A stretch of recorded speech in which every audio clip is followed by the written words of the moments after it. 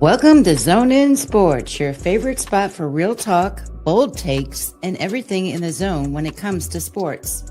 From hard hitting analysis of the Miami Hurricanes football to the hottest stories across the sports world, we're bringing you that energy, passion, and a little bit of swagger, just like the U.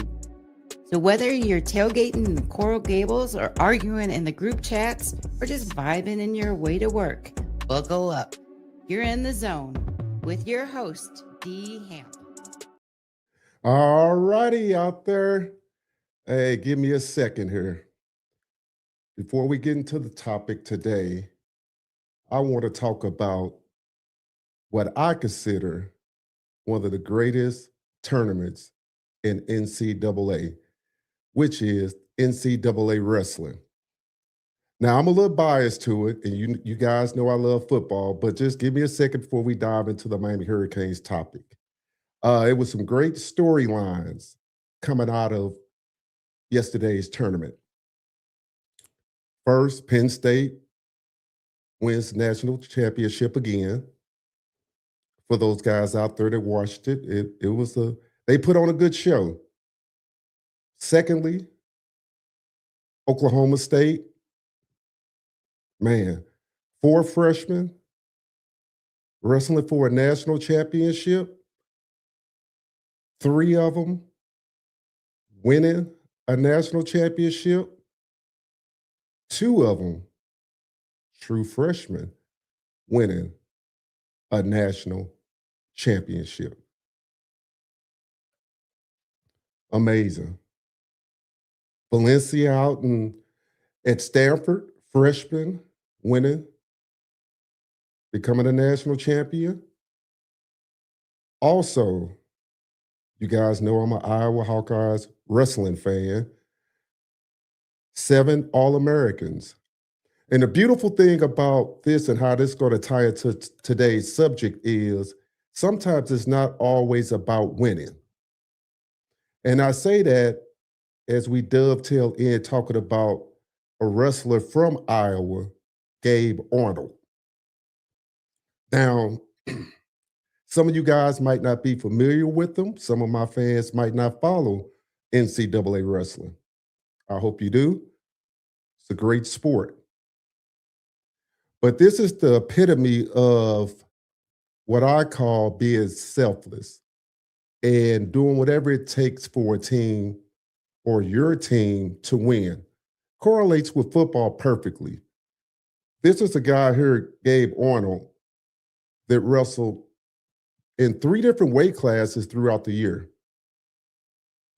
Now, most people, if you know and you follow wrestling or have wrestled yourself, know that it's tough to wrestle up in a weight class, and it's even tough to wrestle down because you have to cut more weight, etc. But in saying that, he was penciled in and wrestled up. Now, he came in the tournament ranked 27th. It kind of reminds me of Miami, how they came in the NCAA, the CFP, and where they were ranked. He lost his first round. He battled back, and he became an All-American. Now, why am I making a big deal about just becoming an All-American? Because a lot of you guys out there, y'all dismiss players being All-Americans, which is a great feat all in itself. We do it in every sport, football, college wrestling, college basketball. All we talk about is the championships. But in wrestling, it's those small feats that get you life lessons. The man said, and I quote coming into the tournament, that there's no weight classes in the jungle. So what did he mean by that? He meant like, hey, when you go to battle, it doesn't matter what size you are. You shut up, you go out there, and you compete.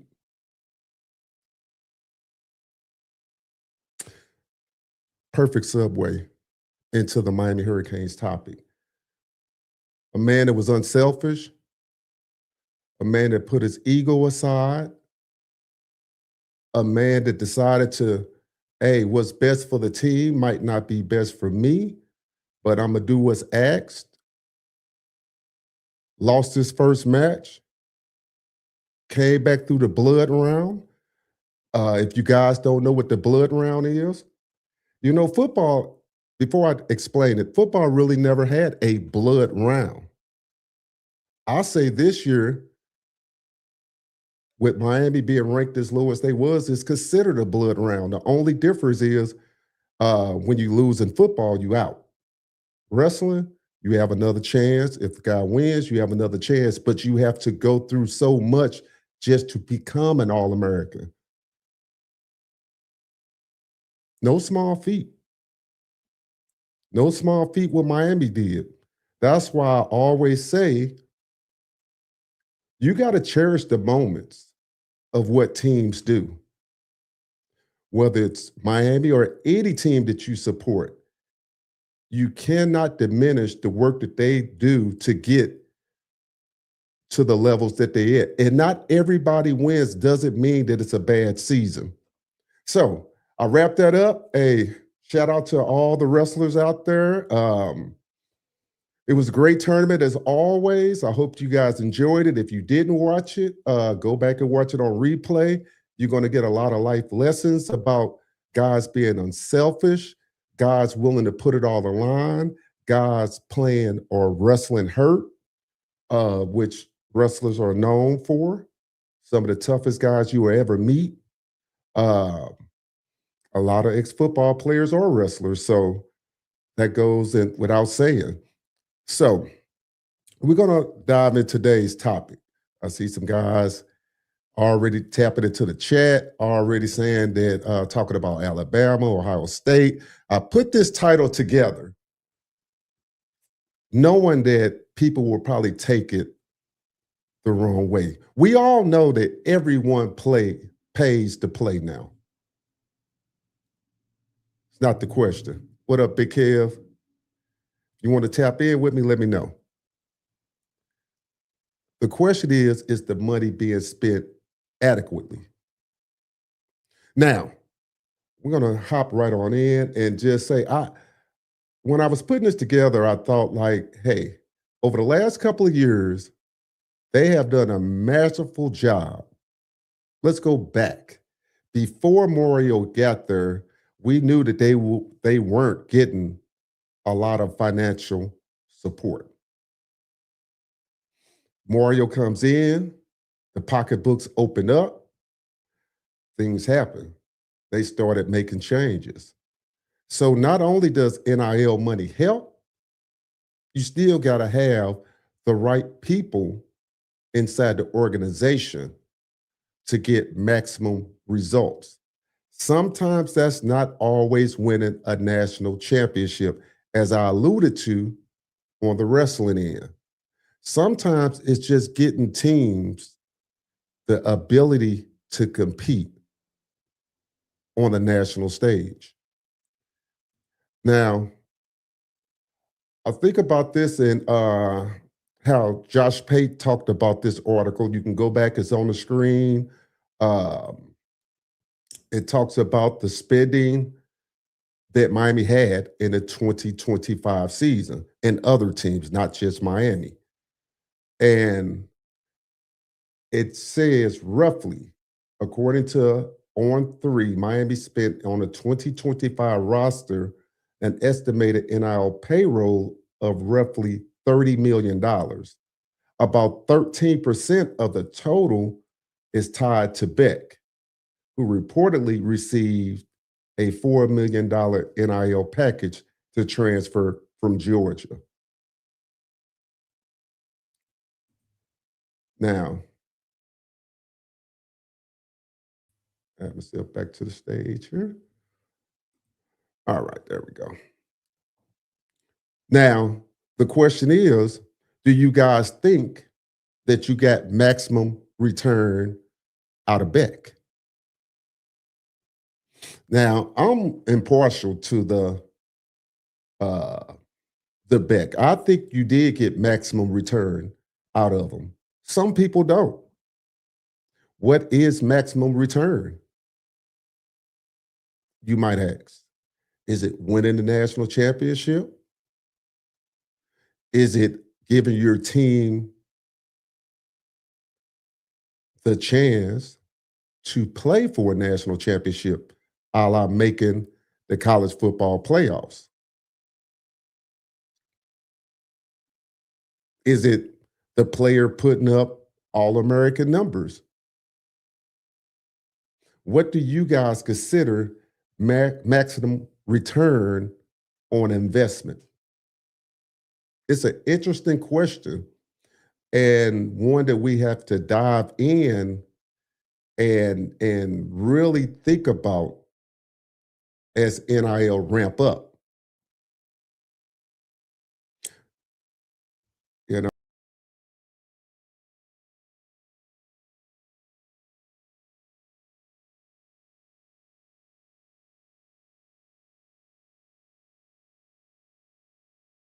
and I think back on a lot of teams that have spent NIL money.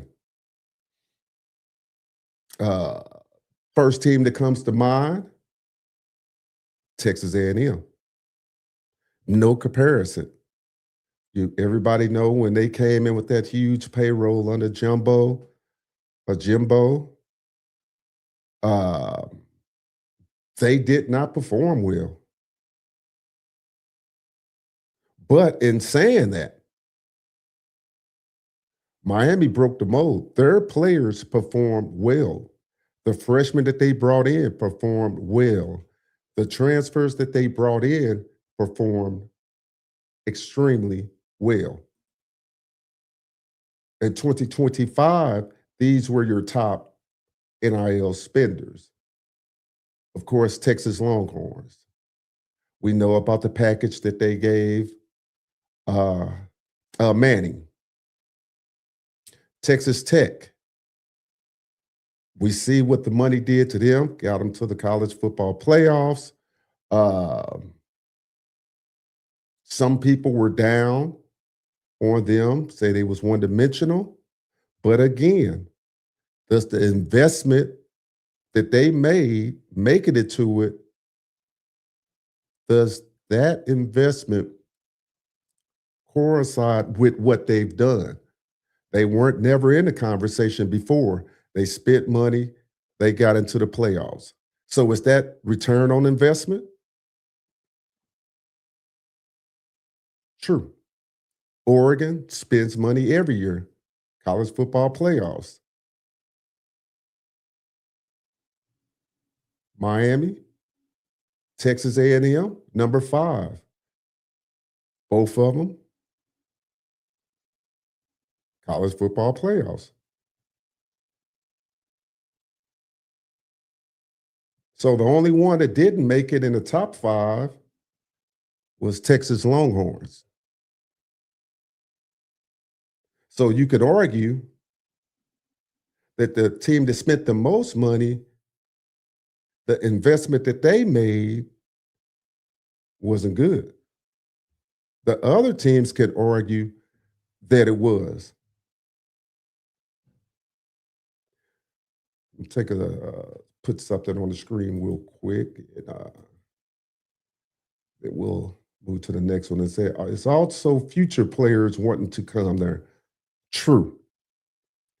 The future players wanting to come, which I will get into a little bit later about how the NIL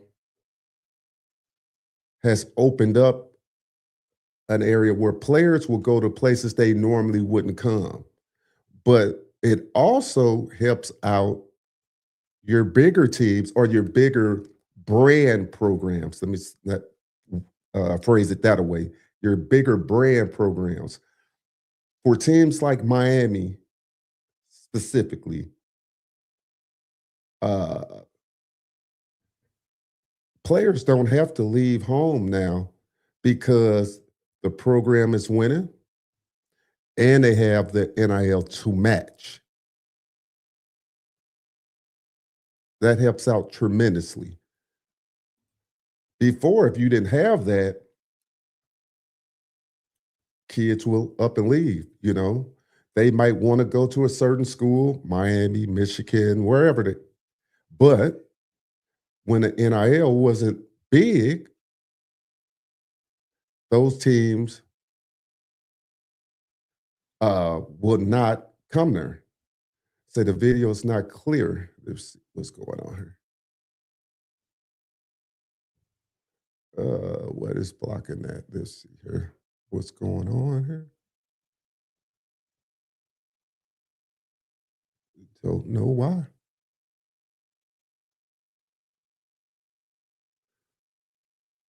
Let's see if I switch cameras and see.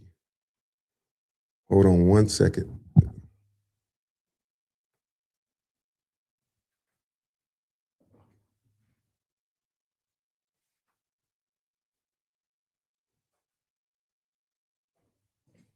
Let's go back.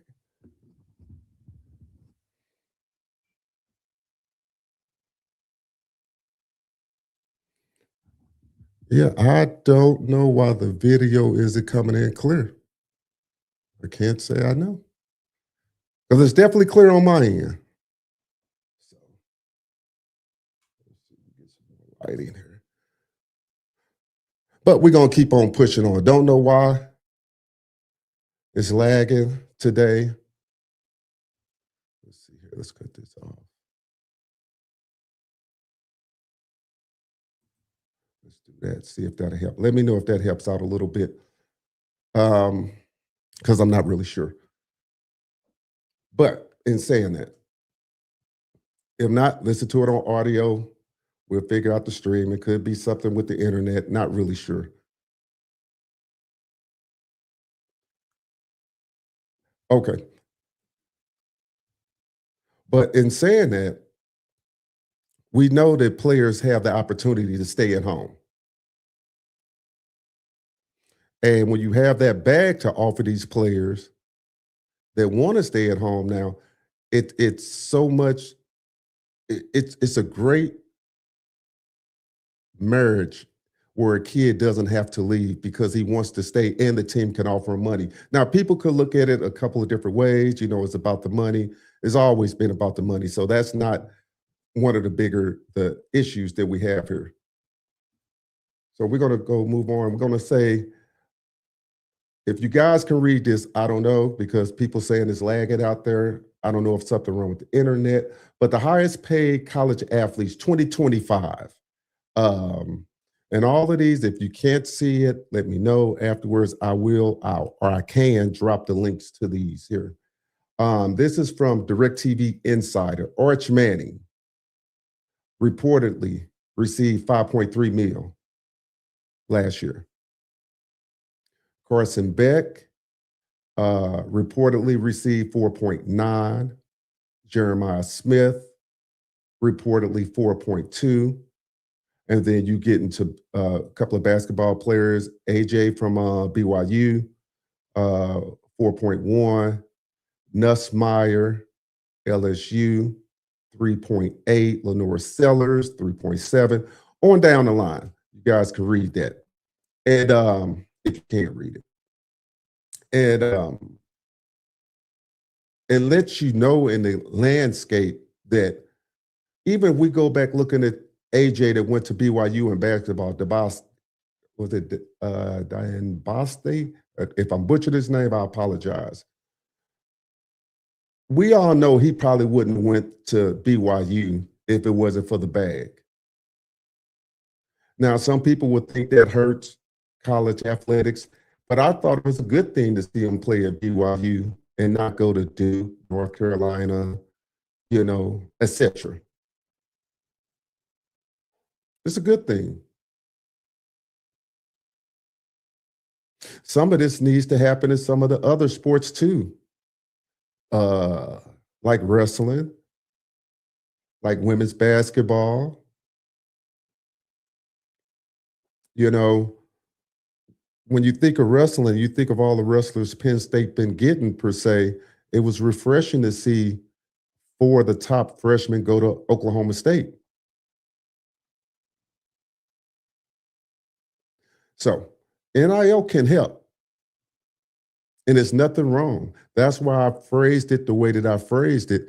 Some people want to say that is Miami buying a national championship? Try to buy one. I always push back and say every team spends money to try to get to the ultimate goal. We all know for us that's old enough knows that in the old days you did it under the table. Some teams got penalized, some teams didn't. That's where the biases come in when we talk about certain programs. We always talk about the Alabama allegedly always were playing for players. Some people say that Alabama blew the whistle on other teams, but yet they were doing the same thing. Say like SMU, yeah. SMU is definitely paying. Good thing. Texas got big money. Every team in Texas paying. Every team in Texas is relevant almost now.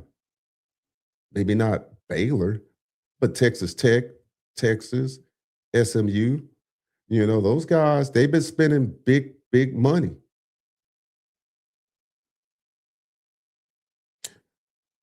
So what does it take to get people to invest in your program?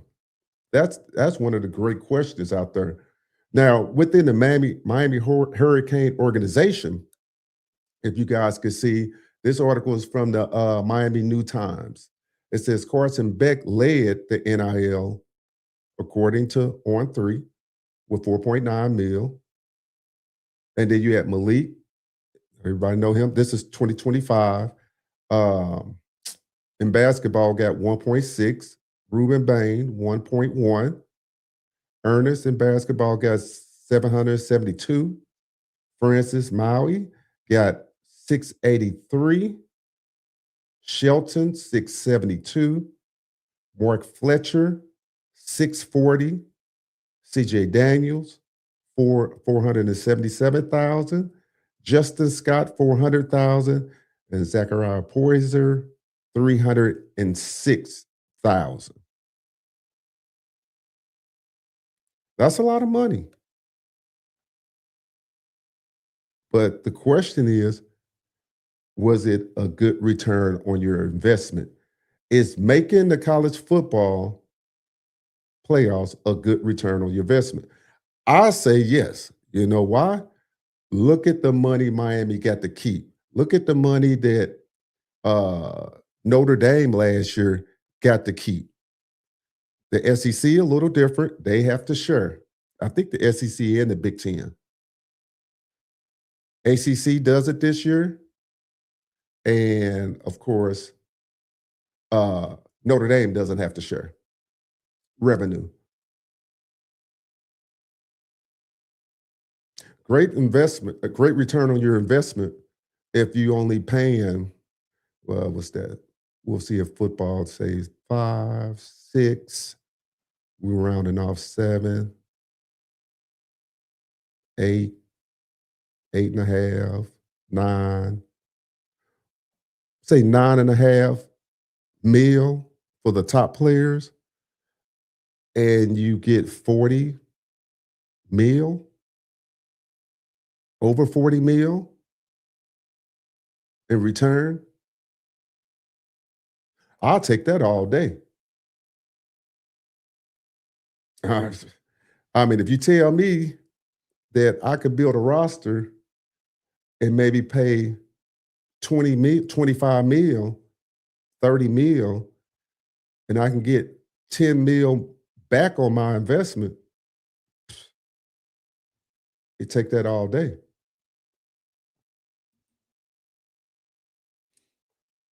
Now, coming in, who's investing? That's the question. Now, we all know some of the bigger donors that come into play when it comes to Miami. You got one major donor and or booster, I should say. He doesn't like to call himself a booster, but John Ruiz, we consider him a booster, a donor, however you want to label him. And he made some interesting statements that I found online. And he said that himself, you can read for yourself if you can see the article, that he dumped $20 million into the program, most of it directed towards football. The investment played out this season, and the Canes played their way back to the national championship. So right there alone, that tells you that he deems himself a good return on his investment. Now, we a lot of fans, and we look at football in a lot of different facets. We look at it from players coming in that we follow from high school, playing time, our favorite players, what they do on the field, how the coaching staffs are developing players, what coaches lead these players, to what games they play, how they win games. It's a lot of ways that us as fans view our favorite teams and how me, myself personally, view the Hurricanes or whatever team you follow. I know I got Big Kev in there. He's a Notre Dame fan. I got guys that's Bama fans, on down the line. And we really don't think about the money that's being spent. Or we do. We think about it only if it's not a good return on our investment. And why do I say that? If Miami would have went out there last year, or even Texas, we could use Texas as an example, and does it make the college football playoffs, is it a good return on your investment? Do Texas fans think the money that they spent not to make the playoffs is a good return on their investment, paying Manning, I think about 5.5 mil, somewhere up in that range? Interesting. I don't think so. So the goal itself for the teams that's diving deep into the NIL is not only to put a competitive team on the field, but make the college football playoffs, because that's where you get your return on your investment. Of course, you get some in TV revenue, ticket sales. You know, we all know that all ties in. But the big return is in the college football playoffs. So the teams that don't make it, that's in the top 10 and invested in the NIL and don't make the playoffs, top 12, however you want to look at it, I'm going to say top 10, because we already know a group of 5 team will make it. But if you're a power 4 and you spending all this money and you don't make the college football playoffs and you spending over the allotted 20 mil, 25 mil, 30 mil, and you can't recoup that money, I would say not a good return. So the bottom line is really this. The teams that's diving into this, and I would say Miami probably really just brought it to the national forefront, kind of how we usually do in Miami. Yeah, I'm rocking the slew gear too. Everybody, you know, I usually wear my Hurricane gear, my Zone sports gear, but I got to rock slew, even though they lost to Michigan. But it was so sweet watching them beat the hell out of Georgia I sat back and enjoyed that. My son is an alumni for SLU, so I have a rooting interest for them, which is a good thing when you watch a team like SLU go out there and handle them the way they did.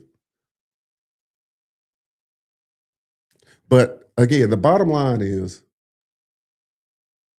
when you can keep your kids in your state because you have the money to keep them in your state,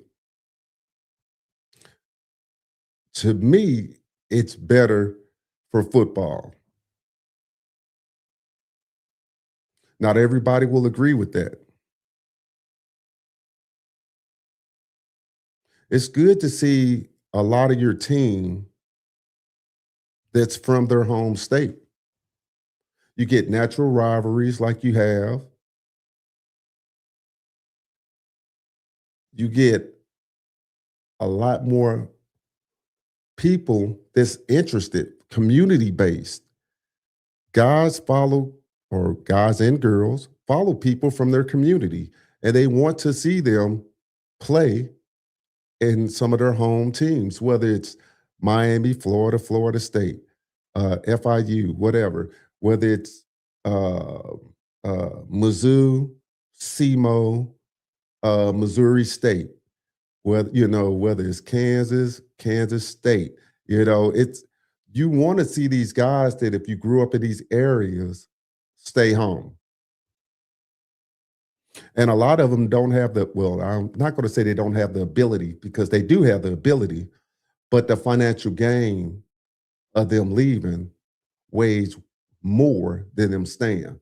Guy offering you 500,000 to come play, and your home state team only offering you 100,000. I mean, it's a no-brainer.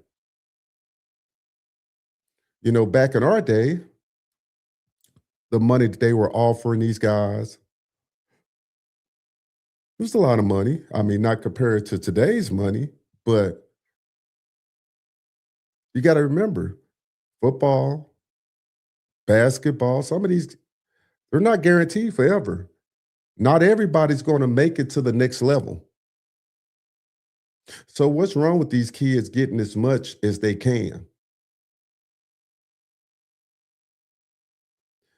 I get the school loyalty. Loyalty is a big thing.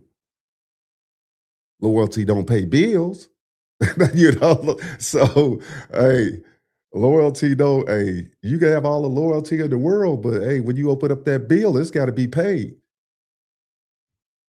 Parents sacrifice a lot for these kids. We don't talk a lot about the parents. 30 years ago, you might have had a handful of parents that put their kids on traveling teams or teams that traveled. You had your AAU football, your AAU wrestling, and a lot of that stuff, but a lot of the stuff was local. 30 years ago, you didn't do a lot of traveling to other states to play teams on a regular. You might have had the Junior Olympics, like in track and in wrestling and stuff like that. But other than that, you just really didn't do a lot of traveling. These kids travel a lot now in every sport. And the parents have to sacrifice a lot. Some of them don't even have the means to uh, get their kids on some of these teams. I'm a little biased. I don't think that a lot of kids need to play AAU sports all year round to be successful. I don't think a lot of kids need to be on traveling teams. I think a lot of it is political. You got some kids don't have to go to prep schools to make it to the journey where they need to be. A lot of kids don't need to go to CBC up here in this region or IMG down in that region or some of these other big Bosco or some of these other big prep schools to get to the journey that they need. You got kids like Jackson Catwell coming out of just a regular public school and still able to get to his goal. That's what it was like 30 years ago. 30 years ago, you didn't send all your talent to prep schools. 30, 40 years ago, the prep schools really were for academia. You had a couple of guys that their parents had the means, but they went there for academics and sports.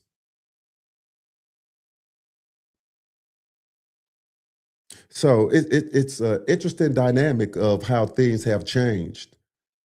Um, I enjoy myself personally when I go out to high school or follow high school games to see kids that stay in the area and go to their local high schools. I understand why they go to prep schools. Same thing I understand when kids come into college. I understand that too, why they go to certain schools to give themselves the best opportunity. They say, oh man. They say when you 6'9", you could go to barber, you could go to barber school and college would come get you. True. Hey, that's that's true. You can go anywhere, boy. It is. You certain size. Jackson Cantwell is that near St. Louis or closer to Kansas City? It's southwest Missouri. So it's closer to the Arkansas border. Well, yeah, Oklahoma, Arkansas, down in that area. It's closer down in that area. So if you're familiar with Springfield, Missouri, which is southwest of Missouri, I think it's about 30 minutes southwest of Springfield, maybe 20 something minutes southwest of Springfield, Missouri. So it's closer to Missouri State University. That's they got good football down in there in that area. We don't hear about it a lot in this area because when you think about the Missouri area, you think more of the high schools. I'm talking about other the Smith, the CBC, where Jeremiah Love came out of, yeah, East St. Louis, where of course Jeff Thomas came out of and went to the University of Miami, uh, things of that nature. So, but the point I'm making is it's good, it's refreshing to see some of these kids come out of these public schools and and go to universities and go to major universities. You don't all have to come out of prep universities. The issue, I believe, honestly, is these boarding schools are killing slowly public school sports in general because they can hire pro level coaches. Mm, true. I won't debate you there. It's a lot of facets that going into that. Big Kev know this, and he's in the chat. And I'm gonna take you guys back in the Missouri perspective of how we used to do stuff. Our little league programs, Pop Warner programs, and I'm specifically talking about football because in wrestling and basketball and track and field is a little bit different.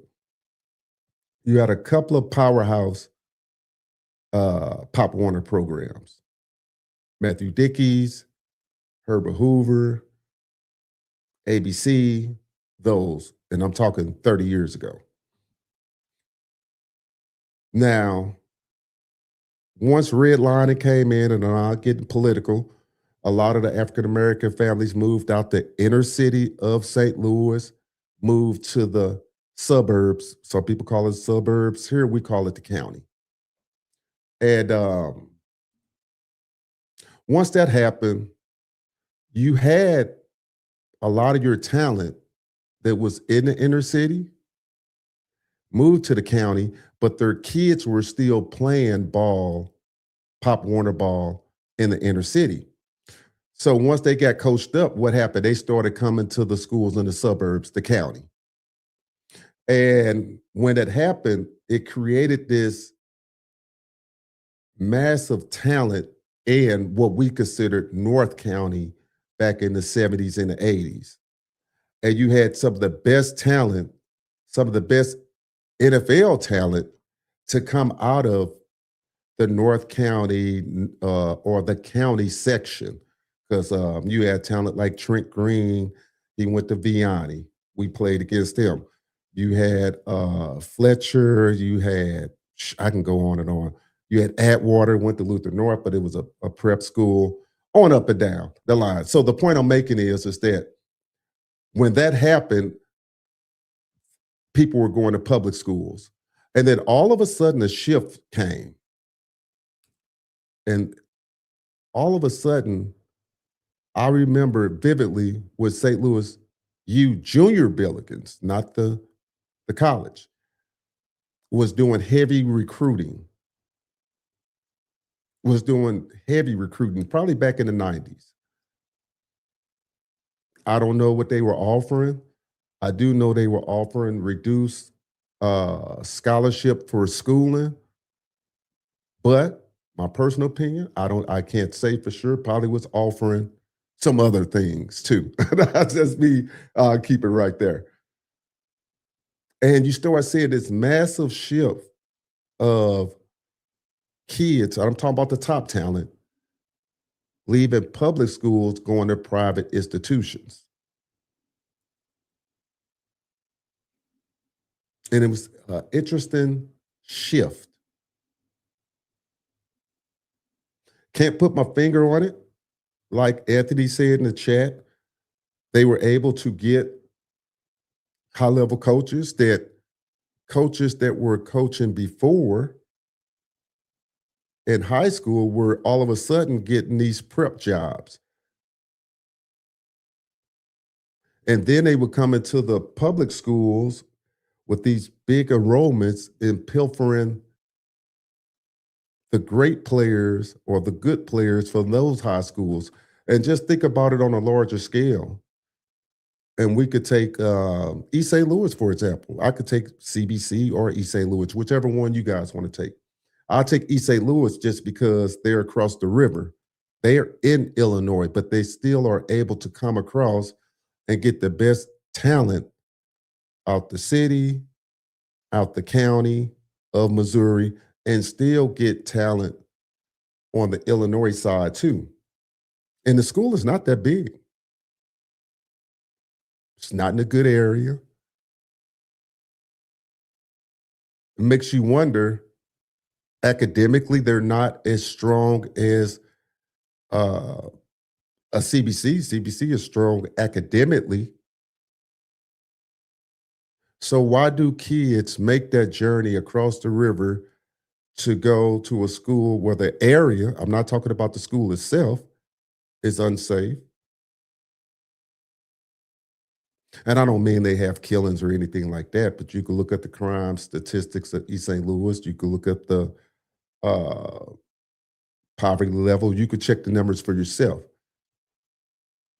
Because most people, parents per se, want their kids to go to one of the best schools in their area academically,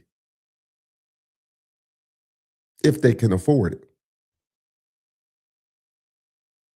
The reason why you can't compare the two is because East St. Louis is public, CBC is private. So why? Why make the shift? Our parents would never say, hey, look, I'm finna send you to a school 20 minutes away when it's a school 5 minutes away up the street. They didn't give a damn how good you were in sports. You going up the streets and you gonna play for that team if you want to play at all. So not only did that play a part, it was a shift in the way parents were thinking too. Just think about it. If you in this chat and you over, I'm gonna say you over 40, and think about when you played sports, if you played sports, what your parents told you if they didn't have a lot of money. My parents didn't have a lot of money. So, but was they willing to send you to a prep school just for sports? I'll probably say almost 90% of y'all was like, hell no, my parents ain't sending me across town just to play a sport. You grew up in the, if you was born in the 70s or born in the 80s or, nah, you gonna go, now you might go to your grandma house, use her address to go to a public school, but you damn sure ain't using her address to go there and go to a private school where it costs money because our parents didn't think of it that way. They didn't think of it like, hey, it's a free education, it's a great school district, sports were secondary. It's a seismic shift. And I'm not even saying it's for the bad. I'm saying it's a lot of money that's in athletics now. And now that you can get money earlier and earlier, some people believe, or it could be true, that NIL is coming to high school. Now, how do you think that's going to affect some of these schools? Just think about that. So, so what does winning a state championship every year means in football per se if you're able to buy all the players? And I'm talking about on a high school level. Because a lot of these kids, I don't know about you guys, when we went years ago, it was for, hey, we love football. We played Sandlot football coming up, or we played a Pop Warner football growing up, and then we had the chance to all play together in the neighborhood, had a chance to play together all in high school, and then we just found out, hey, you know what? We actually pretty good, you know, and along the way, along the journey of playing. You have a lot of kids now that don't play for the love of the game. They're and you always had this coming up, guys. Don't get it twisted. You had guys that played AAU because their parents forced them to play. Or they played and they said it's like you're going to play. We call that living through your parents, living through your kids. So that's always been a thing. But I tell you one thing, I see it way more now than I've seen in generations. I've seen kids or parents spend a hell of a lot of money on children. And I'm specifically talking about in the younger ages, well, they should just let these kids just have fun and enjoy the game. It says the only way to compete with the public schools in state championship games, the only way to compete with the public schools in state championship games. True.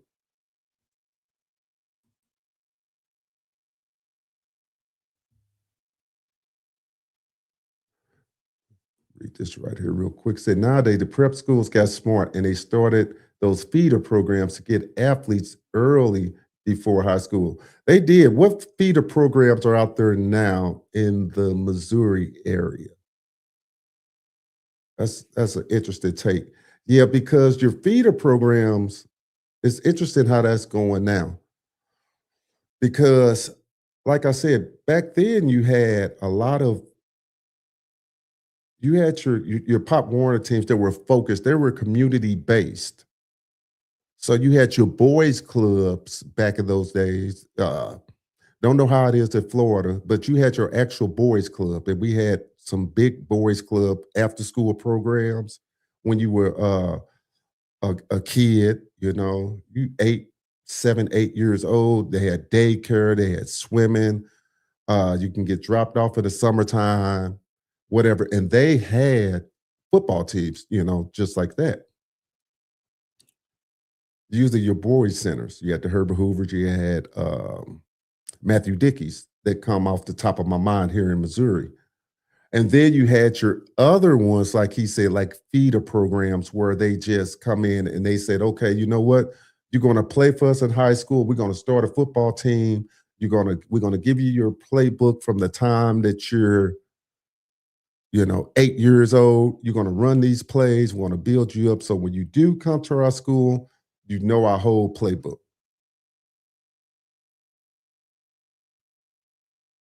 Interesting. It's interesting how just the dynamic shift has taken. Why do parents, but I can understand why parents would do that, brother, because even though high school or the school is good, they would rather their kid go to a suburban school because it's far away from where they are. Hmm.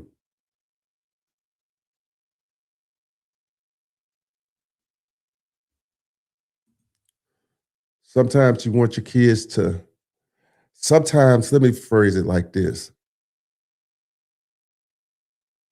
and I can only speak from my experience with my parents. Maybe Kev could talk to it. He's in the chat. He grew up with me. Um, when we came out the inner city, I remember specifically, their take was more of the fact of the city school system educationally was failing us. It was getting dangerous in the city. Don't get it twisted.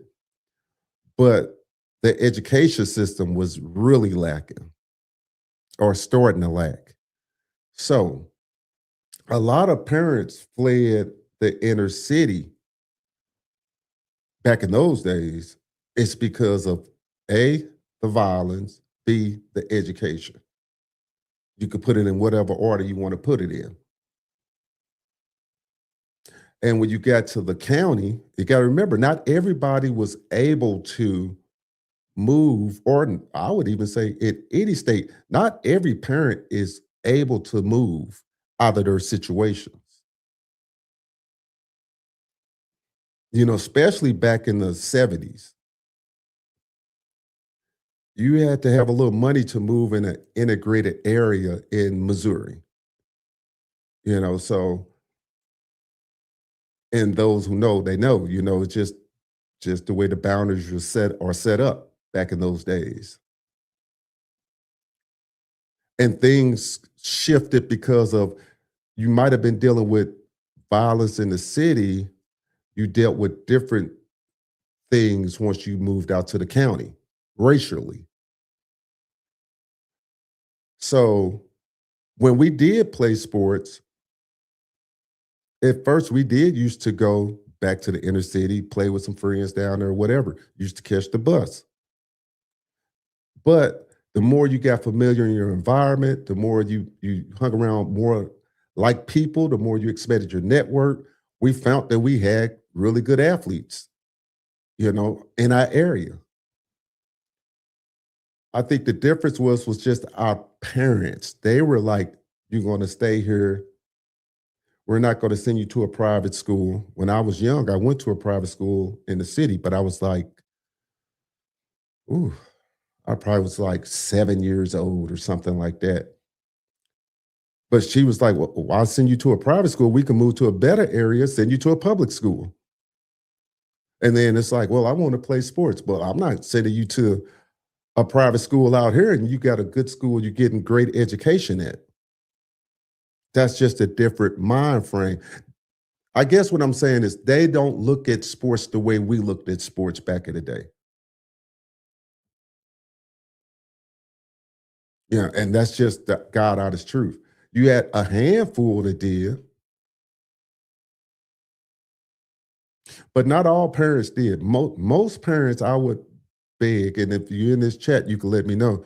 They really cared about your education. If you over 40, 45, you know what I'm talking about. They really harped at education. And why? Because a lot of our parents didn't even finish high school. If your parents was born in the 50s, 40s, 50s, They had a different type of struggle. So, in saying that, you might have been the first generational kid to actually graduate from high school.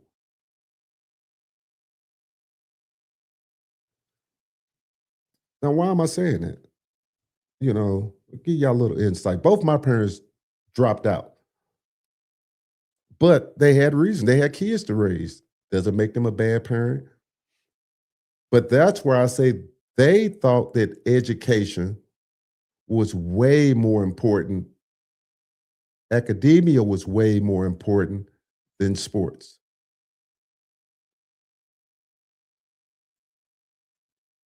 But it's big money in sports. Now they didn't know that back then.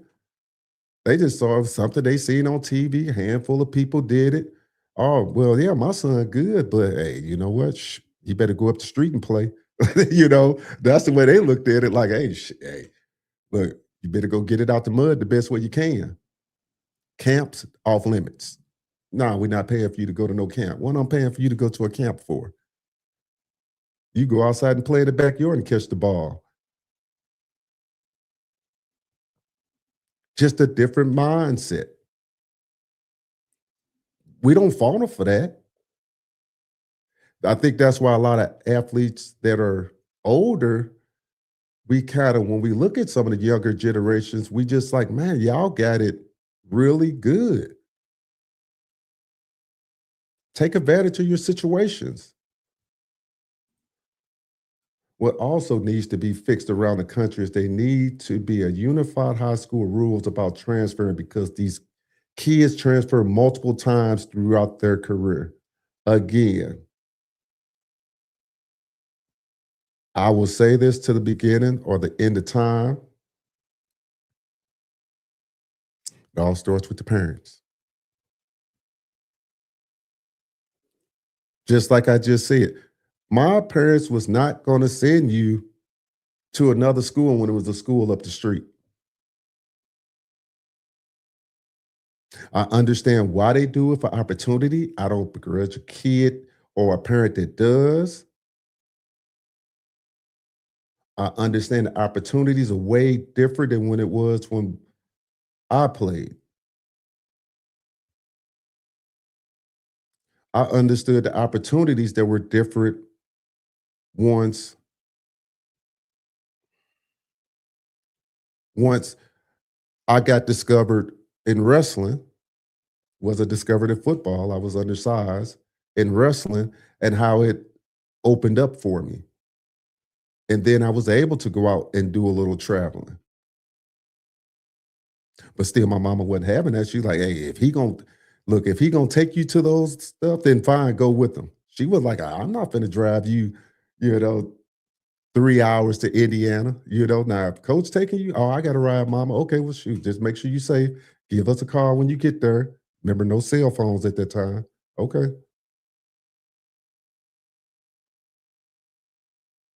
Parents had some, it was so different. A lot of parents could even come to all your games. Just think about that. Parents had to work. Parents had to put food on the table.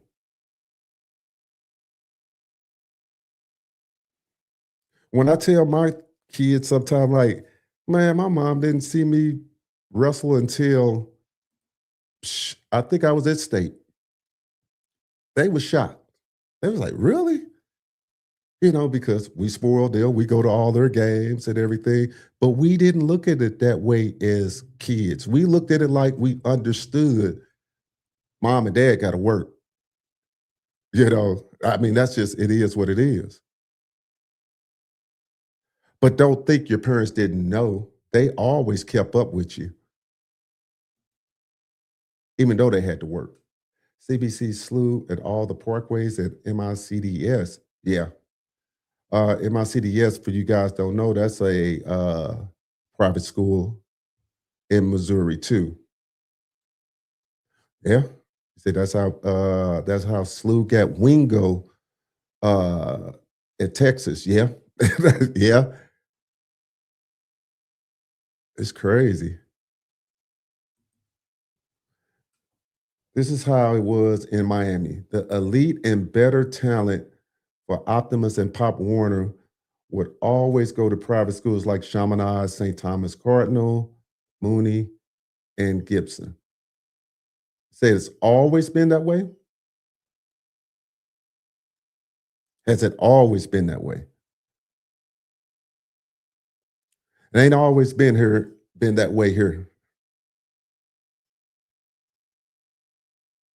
I'm pretty sure it probably wouldn't. Well, I don't know. I mean, I don't know Miami politics. I have to have somebody in here from the 70s to come tell somebody that went to high school there in the 80s, maybe from the inner cities, and where did they send their kids to? But here's a little different just demographically. So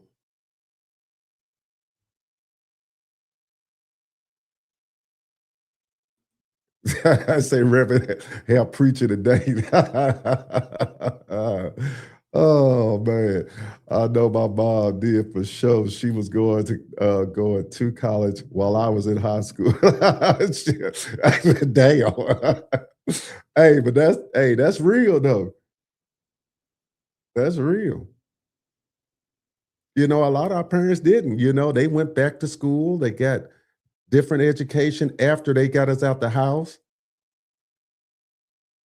You know what I'm saying? They sacrificed a lot for us, and playing sports was not in their playing sports was something to get you out the house when we were coming up.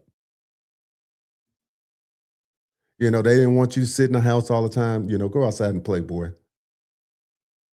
You might be gone all day playing football, basketball, whatever you might be playing. You might play 3 or 4 different sports: hockey, basketball, football, tetherball, foursquare, whatever the hell you might play. You just doing something to get out the house. I remember when we were young, we used to keep boxing gloves in the backyard. We used to box in the backyard. It was great times. I don't think kids out there doing that now. Hell, I know they ain't boxing no more because hell, they shooting. That shit. They can't even take a ass whipping now, so we know they ain't doing that. But I digress from that subject. But yeah, we'll sit out there and box in the backyard and shake hands and whatever. It's crazy. It says Miami also has a huge talent pool. They do. The talent pool is so big down there. That's why I was kind of didn't understand, like I say, the local politics, and I want somebody that's older to tell me the difference. That grew up in the inner city. Where were they? What would their parents do? Did their parents send them to public school, private school? Was the majority of the kids in the South going to public school?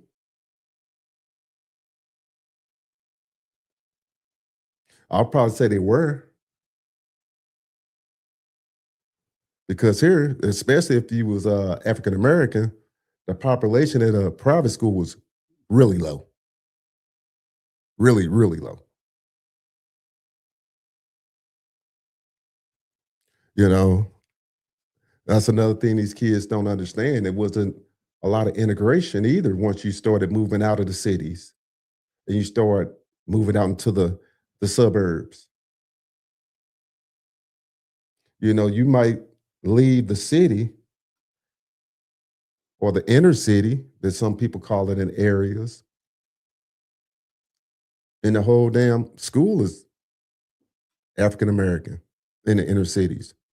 And the same thing in the county. They've been at schools and the whole school population is almost white.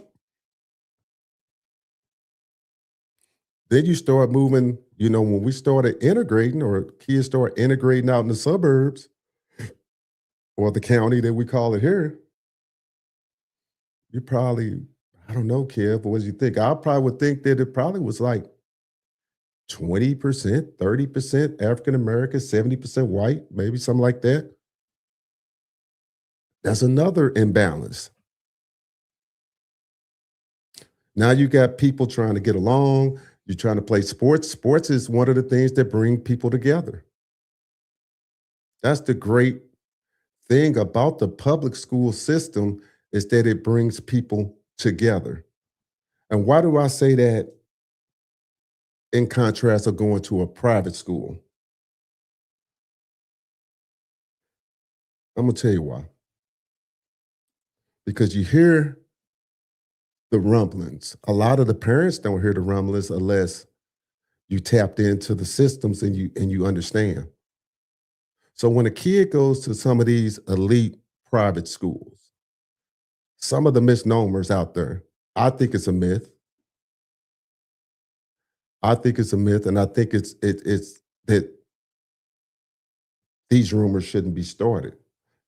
But most of the people come there, they say, or they're for sports. Other words, they're trying to say you're a dummy, you just come there to play football. Or you're a dummy, you just come here to play basketball. You're not here about the academics. I'm just being just blunt with it. And we know that not to be true. A lot of these kids go there or smart academically. But there are some that go there just for sports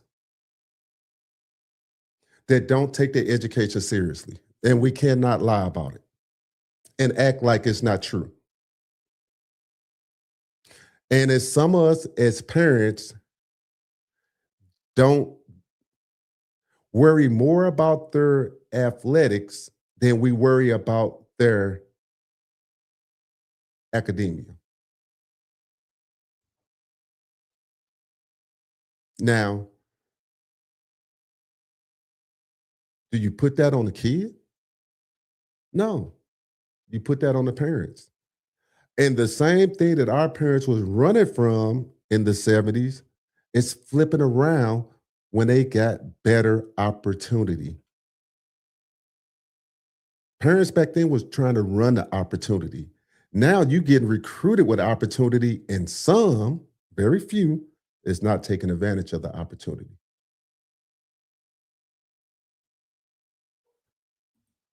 It's just crazy. No matter the generation in Miami was always like that. Okay, then that's good. I didn't know. Like I said, I don't know the Miami high school system. I don't know. Well, it's so much talent there. Hell, they all can't go to private schools. Some of them got to go to public schools. That's the way I just look at it.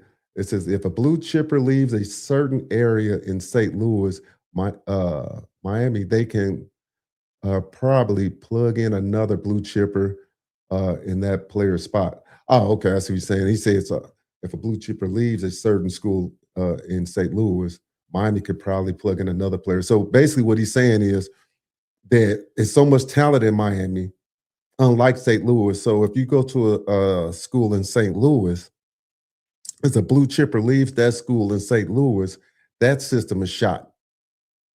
That school is shot. Like they have no chance of winning because they probably only got one elite player on that team, one, maybe two. I would probably say one, and then a really, really good player, a blue chipper, a Division I player, and then some guys probably that can play. But in Miami, they got plug and play. You can have a guy transfer out of certain school, and they got so much talent, they can just go get another guy to plug him in. That's just as good. There's a lot of talent. But we only talking about football because I mean other sports Missouri is really good at, So, you're starting to see a lot of stuff come out in the basketball with Mizzou. I mean, with the local talent, high school talent. Missouri has always produced some decent wrestlers.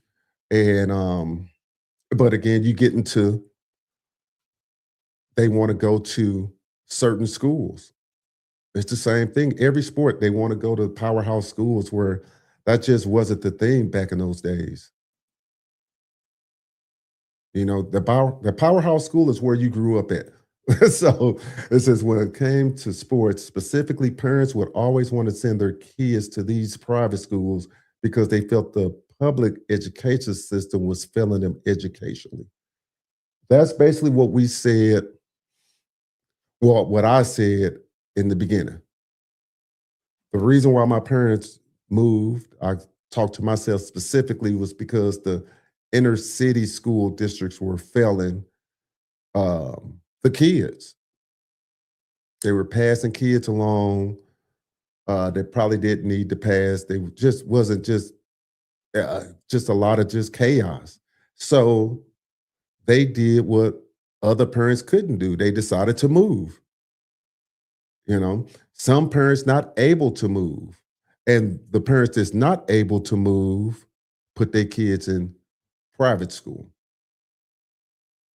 Kind of like the reversal of when the area I stayed in started going down, but I wasn't able to move, and I put my son into a private institution, and then he wound up going to a private college. He was in public school all the way up till he was in fifth grade, fifth grade. Got him into a private school. He started to flourish, and he's doing really well now. But I stayed in the area at that time until I just wasn't able to move financially wise. And once he got out, freed up that money that I invested into his education, then I was able to move into a better area. But he didn't go to that private school to play some damn sports. I can tell you that damn much. He went there because of academics. That's why he went there. So, you know what I think in general, South Florida was very integrated compared to other parts of Florida during the civil rights era. We didn't have to deal with a lot of other parts of Florida. I believe that. Good evening, Dwayne. Glad to see you on my brother. Go Canes. What's up there, Double B? So I know I strayed off the subject a little bit, but I just wanted to get that all out there because the NIL is so polarizing, and it's a lot of different layers into why kids choose to do what they do.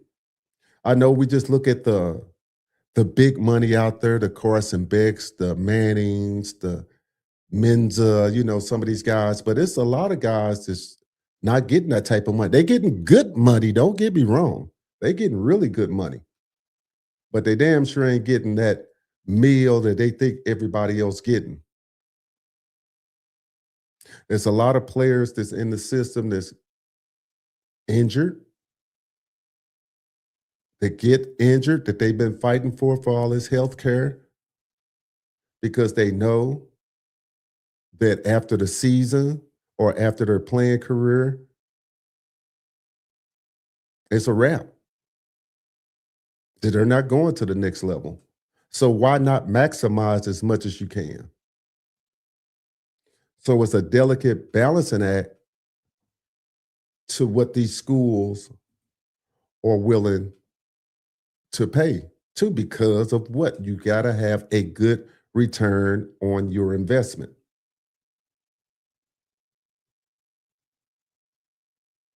Because ultimately, no matter how we want to look at it, college sports has become a business. Always been a business, big business now.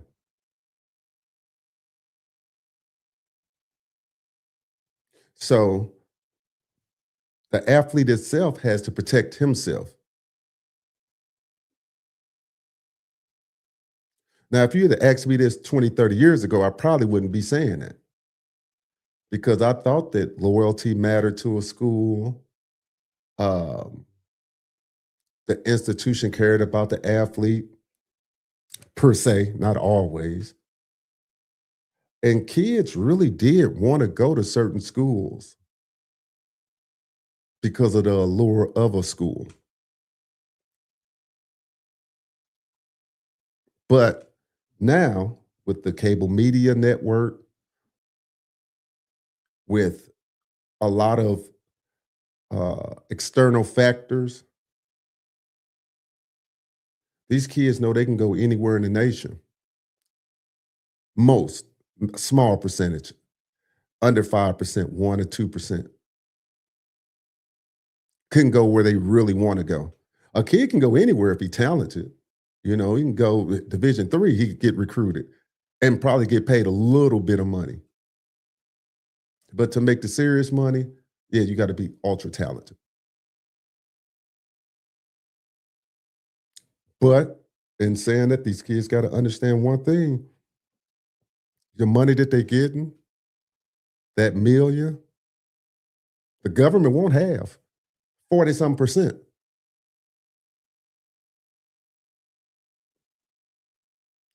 And that's off top. They gonna get their money. So now, when you paying for that apartment off of campus, wherever you staying at, might be a little cheaper if you like in Iowa compared to Miami. you know, so the rent might be a little cheaper. That rent check might be a little bit cheaper in Iowa. Oh, you want that bling? Oh yeah, you know the kids got to have that bling. You want to eat out because you ain't cooking. You can run through some money really quick. And so that's why it's important. And I thought was a great thing that the NCAA did, where they're trying to get like the NFL, they're trying to bring them some financial literacy down to try to help these kids. Because what we don't want is a kid that plays 3 years or per se, doesn't make it to the league, that made excess over $1 million and flat broke and can't play football anymore, maybe didn't take his academics seriously, and what then? So that's what we don't want. So it's a fine balancing act, because if coaches or teams or organizations going to play you, they're going to expect maximum things out of you. As fans, hell, we expect maximum things out of them, even they wasn't getting paid. So you know what's expected out of them now that they getting paid.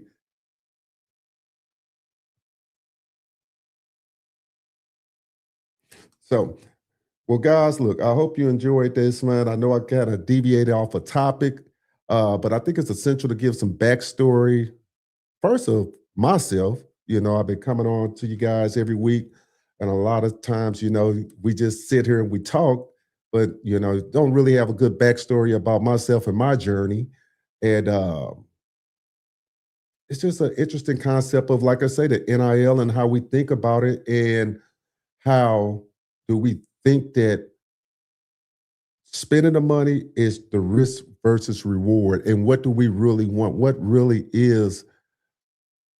do we consider worth it? What's worth it? Is it making the college football playoffs? That's what the question is. Is it worth it? Is it a good return getting money from the college football playoffs? Or are we just happy with that? Does it have to be a national championship? Does it have to be a certain type of player? Because remember, we went through that before, where they were spending money in the transfer portal, but we wanted to keep certain players. So it's a lot of different things that goes into what we deem that makes it a good fit to spend this money. Granted, it's not my money. I'm not pocket watching. I'm just asking the questions. But hey, guys, I appreciate you tapping in. Hit that like button if you haven't hit it. Subscribe to the channel if you haven't. And I'll be back next week with Bigger Than E. Also, if you guys are interested in the NFL draft, me and Luke, Penn State Luke, would be doing an NFL draft segment. He went to the NFL Combine, been going for the last couple of years. So he has great knowledge. He done watched some of the guys compete, throw at the combines in person. He done watched some of the weightlifting. He watched some of the guys run, and I think he's going to have great information for you guys. So we will be doing the draft live me and Penn State loot. So holler at me. I'll be back next week, 2 times next week. One's for the draft, one for bigger than E, and we'll be back. Holla.